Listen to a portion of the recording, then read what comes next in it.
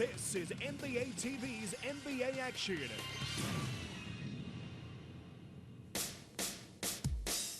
This week we'll drop in on the Indiana Pacers and a team that's tearing up the league, the scorching Phoenix Suns. Plus, we'll unveil the NBA's award winners for December. Check out a new venture for the Hornets' Baron Davis. And as always, we'll bring you the top 10 plays of the week.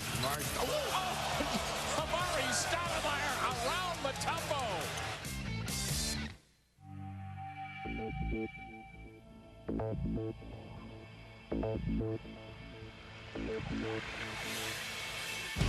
out! He's unstoppable! You cannot believe what we just saw! Oh, man, what a dunk! Tear up that rim, young fella. Sensational! Oh, I'm shaking in my chair! Oh, at home!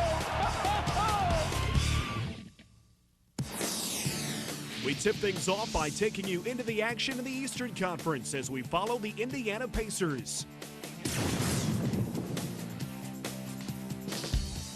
As they hovered around the 500 mark, the Pacers look to games against the Hornets, Bobcats, and Nets in late December to set them on a winning course heading into the new year. Ahead to Reggie Miller, makes the fake. There's the shot, there's the basket. Reggie Miller, Miller the three, got it. 100 to 82. Reggie hits a couple of threes, and the Pacers back to that 500 mark. O'Neal, low post, shuns the defender, puts the shot up and in, and was fouled by Jason Kapono. Down in the front court, Tinsley. And Tinsley up and under, nice move, and the foul. Dumps it down in, Okafor 5 seconds, they're down 3, they need a shot quickly, no, off the front of the rim, and Indiana will win.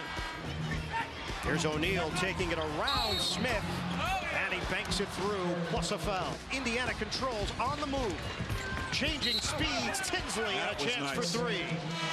In Vince Carter's home debut, the Nets come up well short against Indiana, outplayed in the fourth quarter, and they lose it 96-83, the final. You know, it's fun always to get victories and, for everybody to play pretty well. And, it don't matter how we get it, just as long as, at the end of the scoreboard, the Pacers are up and the other team is down, we'll take it. After ending 2004 on a high note with 3 straight victories, the Pacers' New Year's resolution was to keep on winning. The Indiana Pacers hit the home floor for the first time in 2005, and they hit it running. Pacers shifting into gear with the new year, and they're looking for their 4th straight win. But to do it, they'll have to get by their recent nemesis in the East.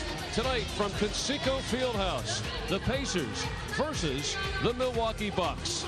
For us as a team right now, it's going to be important to approach this game the same way we have the last 3, and that is with kind of more of a grinding mentality. If we do that, we should put ourselves in a position to be successful. If we go up and down Milwaukee and run for jump shots, that's their game. So we got to make sure we approach this the right way.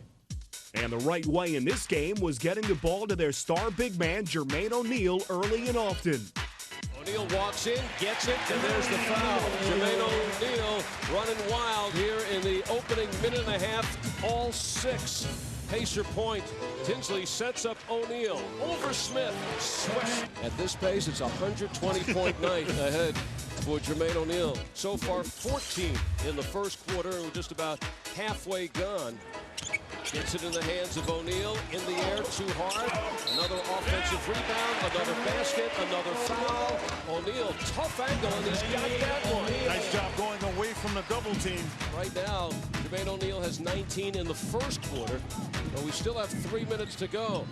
Jermaine's first quarter explosion put Indiana up by 3, but as it turned out, he was just getting warmed up. Johnson. Jermaine O'Neal rises and hits. And Jermaine O'Neal flexing the muscles, showing the power to get by. And he has 24 points in the first half. O'Neal gets the step on the two. Forget about it. Jermaine has 29. A point away from 30 in the first half. The Bucks were staying right in the game, trailing by 3 at halftime. But in the second half, they still had no way to cool off O'Neal. Pacers by 1. No foul. And the hatchet by O'Neal. O'Neal now with 35. And we've just begun the second half. Tinsley passes it off to Curry, who finds O'Neal, and it leads to a career high of 41 points for Jermaine O'Neal. They go to O'Neal. He turns, he fires, gets his own rebound, and that's 51 points for Jermaine O'Neal, and the crowd responds. Becomes the first Pacer since 1992 in 12 seasons to surpass the 50-point mark in a ball game. Jermaine finished with a career and NBA season high of 55, and the Pacers won their 4th straight game. 55 points. All right, when's the last time you scored 55? I've never scored 55. People don't understand what, the type of preparation we put in and the things that go on behind the scenes. And I can't do anything that I did out there today without my teammates, without my coaching staff, without these fans. We need everybody to be in on it for guys to be successful. It's a total team effort. Now we take you back into the action, this time in the West with the NBA's top team, the red-hot Phoenix Suns.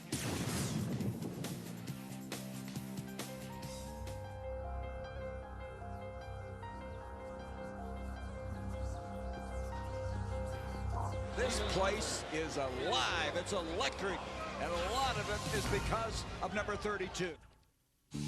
Amar'e Stoudemire has fueled the rise of the Suns, and he would take his play to a new level against Portland. Look at this. Nash sets up Amar'e beautifully. The young forward, who's the league's 4th leading scorer, came out on the attack from the start, showcasing every facet of his ever-improving game. Amar'e continues to impress, and he ties it at 6. Steve Nash kept feeding the hot hand as Amar'e scored 12 first-quarter points. Powers it in. On balance, it's still got it to go.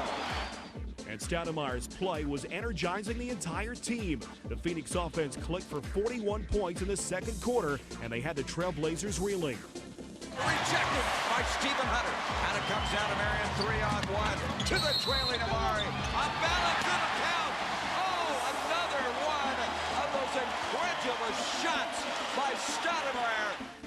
But the Trailblazers withstood the onslaught and fought back in the second half behind Darius Miles, who finished with a season-high 25 points. And early in the fourth quarter, they pulled to within just 2. Cleared and hammered home by Darius Miles. But in the end, Portland had no answer for Stoudemire, who scored 20 fourth-quarter points to set a new career high. Deflected by Stoudemire. Stoudemire continues up the floor. Here he goes. Look at the crowd. They're on their feet. Yes! 50 points. Unbelievable. And Phoenix rolled to a 19-point win. Next up was a visit to Minnesota to face Kevin Garnett and the Timberwolves, and the Suns came out hot. Drop it off to Stoudemire. Here comes his first dunk on a right-handed finish. Jacobson steal. Out ahead. Nash. Dunk coming up. Minnesota gets back on defense. Nash pull up 18-footer. Count it. Biggest lead of the quarter for Phoenix. But Garnett kept Minnesota in the game. Garnett drive right at Hunter. Hang. Shot. Dance. Go down. He made the shot. Talks some trash. And ends the 8th straight for Phoenix. The league's reigning MVP scored a team record 47 points and had 17 rebounds, but had his hands full with Stoudemire. A step on Garnett and a fantastic right-handed flush for Amar'e Stoudemire. Leading by 7 at halftime, Phoenix turned it up at the defensive end and broke the game open in the third quarter, taking a 21-point lead. Hunter blocks the shot. Hunter blocks it a second time. Front court Marion slam dunk. But with Sam Cassell scoring 24 points and Wally Szczerbiak adding 20, Minnesota made a late charge. Court, Szczerbiak the pass. Layup made. One coming. And Kevin Garnett continued his sensational play, pulling the Timberwolves within 5 with just over a minute to play. Kevin Garnett has gone for 41 tonight. But with Steve Nash racking up 16 assists, Phoenix held on down the stretch and also passed an important test by defeating a Western Conference power. But the margin just too much. The Suns win the game. 122-115. I always just try to give it to the guy who's open. You know what I mean? So that kind of makes it simple. But then, sometimes in the game, if a guy hasn't got enough looks, you try to get him the ball. But it's so much fun to play with so many talented players. The next night, the Suns were in Houston to take on Tracy McGrady and the Rockets. And once again, Nash was finding the open man.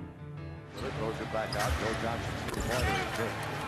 Joe Johnson got the Suns off to a big early lead with 11 points in the first quarter, while T-Mac was pulling out all the stops to keep Houston in the game. Here's McGrady, top of the key with it. Jacobson on it. He's going right to the hole. Scoops it up with the left hand and scores. Only superstars could make that shot. But the Suns couldn't be stopped. They took a 22-8 lead and never trailed again. I'll tell you, that was something else.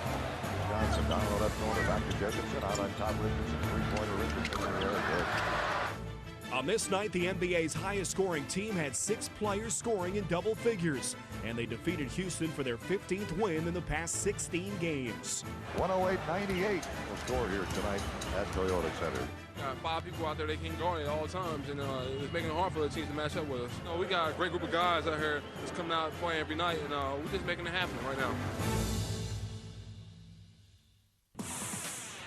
Time now to log on to NBA.com as we check out the honor roll of award winners for December.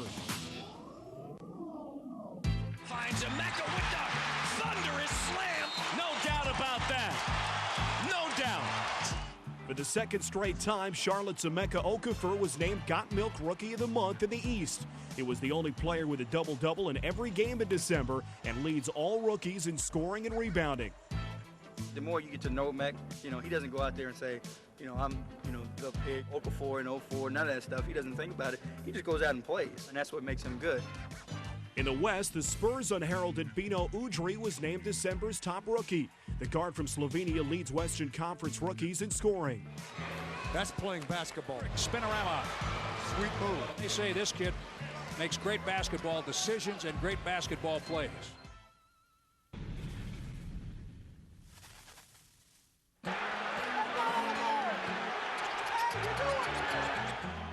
Mike D'Antoni was named the Western Conference Coach of the Month after guiding Phoenix to a 13-2 record, including 11 straight victories, and he's found a winning strategy. Getting people in their roles and to accept their roles and to play a good team type of basketball, then we'll be successful. Come on! You gotta wanna win!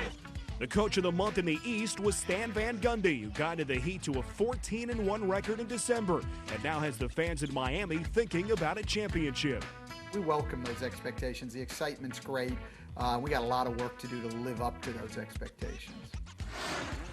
Dwayne Wade, it's a joy to watch this guy play. Oh, he's unbelievable. One of the main catalysts for the Heat's success is Dwayne Wade, who was named Player of the Month in the East, averaging 23 points, 6 rebounds, and 8 assists. And he continues to amaze his teammates. We've really never seen a player such as he. You can't take this out of somebody and give it to him. I just think he has his own unique style. He's either too quick or too big for pretty much everybody he plays against. In the Western Conference, Dirk Nowitzki of the Dallas Mavericks was named Player of the Month. He averaged 27 points and 9 rebounds in December, highlighted by his 53-point effort in a game against Houston. We are seeing one of the great performances in many years. There are nights where, it feels like everything you throw up goes in. It was one of the nights where everything went in, and I'm just glad we won.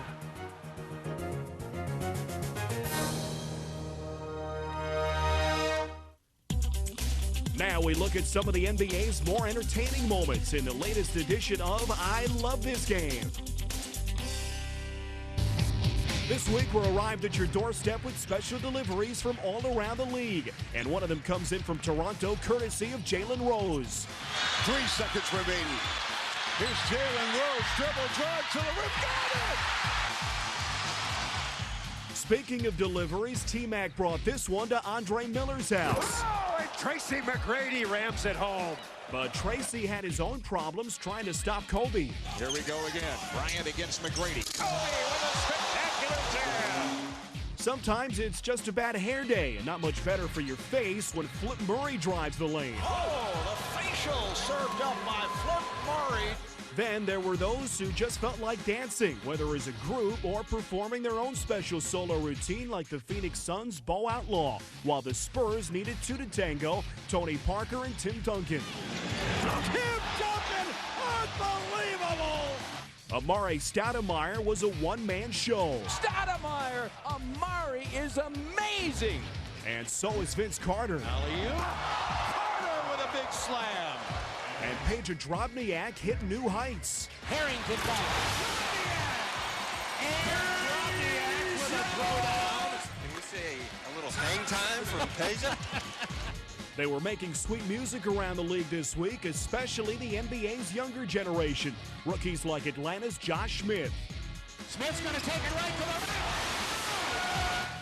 rim. The New Orleans Hornets' J.R. Smith. Oh, there's J.R. Smith with the follow in explosive fashion. And the Celtics' Tony Allen. Tony Allen. Walter gives Allen a slammer.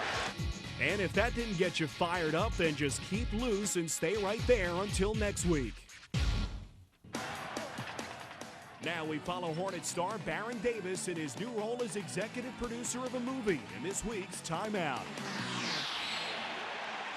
This is my movie room, and hopefully I'll have, movies of my own in this collection. And, that's just how it is. It's hard, but, from LA, that's what we do, man.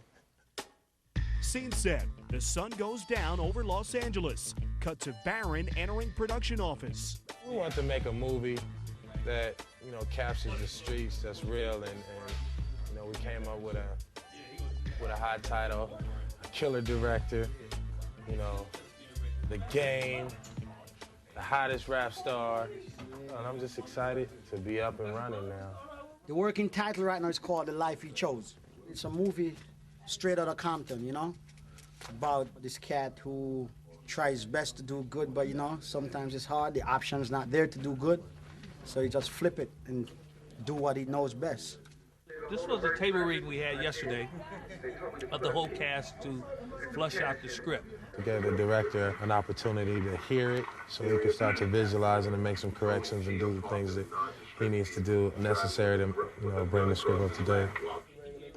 That's gonna be sick right there. I love that right there. That just changed the whole way I looked at it. Like this is he's gonna contradict himself the whole time. Man, I'm feeling that already, guys. I think we got us a home run. If it reads on the screen like it reads in the script, I think we got another urban classic.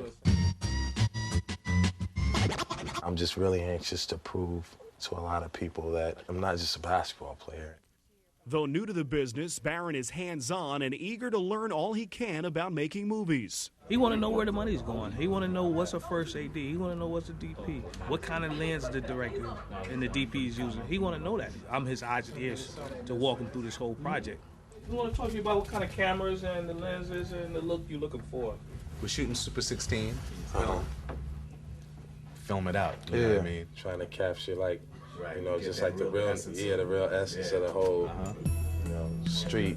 I'm gonna give you your book tomorrow. The book will probably be ready. The best thing about, doing this project is everybody is so willing to, give of themselves, all that they have into this to make this a success. Appreciate working with you all, man. I know y'all gonna get it done, man. Making a movie is a lot like being on the team. You have your point guard, who's the director, and you want to make your director as happy as possible. Man, this dude ain't had no toe to yes. Everything is yes. Oh, we got you. He ain't never heard no. I ain't asking you for nothing else. They put me in the middle of everything. I try not to get involved because, Seth wants this, and Steve like, well, that ain't in the budget. That can't go, right? Okay, if I find something else, what else we need to take out, Rob? Car wash? Nah, I ain't swapping no car wash for no helicopter. You crazy? Oh, it's a swap for the helicopter? Yeah, we need a lot of things for the helicopter, brother. He take out 2 things. I give him his helicopter. They go back and forth, and then Steve turned to me like, "Well, it's up to him," And I was just there to, to kind of take things in. You're not gonna compromise the picture, man. Nah, that ain't about the picture. It's about the budget at this point. Yeah, that budget and the picture is just. That's apples and oranges. We fight. Love thy neighbor. It's all in good fun, and I try to keep that in every aspect of everything that I do is keep fun but hard work at the same time. We have to figure out a way to get them that chopper shot. You heard it. Byron second, my helicopter shot. It's all about relationships. And all these businesses, organizations, foundations, I mean, everything that I have going, I know that I believe in people. One of the keys to success is if you motivate people and you push them, I believe that I can make people better. That's what I do on the court, and that's what I want to be in life, as a person that make people achieve more than what they would get out of themselves. Now it's time for the top 10 plays of the week in our NBA TV Countdown. Starting us off at number 10, the Suns' Shawn Marion rises above the Rockets. Marion, right in the face of Mutombo. At number 9 is this Hawks alley-oop, Al Harrington to Josh Smith. Harrington. He jumped out of the gym. At number 8, the Hornets' Baron Davis feeds the Birdman, Chris Anderson. Alley-oop to Anderson. Perfectly timed, played, and displayed. At number 7, it's the Suns' Steve Nash displaying his shooter's touch. That's a player. That's a former player. Oh, what a shot by Nash. Right off the top of the backboard. That ball should not have gone in. At 6, it's the Pacers' Jamal Tinsley with a no-look dish for Jeff Foster. Tinsley finding a double. What a pass to Foster inside by Jamal Tinsley. Sensational. At number 5, once again, it's the high-flying young Hawk, Josh Smith. Weber, with 8 seconds on the shot clock, wasn't looking. Look out, this could be good. The left-handed thriller from Jay Smooth. In at number 4, there was just no stopping the Suns' Amare Stoudemire. Amare Stoudemire around Mutombo. Coming in at number 3, it's the Cavaliers' Lucius Harris making a tough play look easy. Offensively and defensively. Lucius Harris, first to steal, and then the pretty pass. Love it, love it. People are loving it here. In at 2, Wally Zerbiak comes away feeling rejected by Gerald Wallace. Haven't shot the ball well as of late. Shot clock down. Zerbiak up fake to the hole. Denied by Wallace. Whoa, incredible block. And with the number 1 play, LeBron James flies in for a big finish.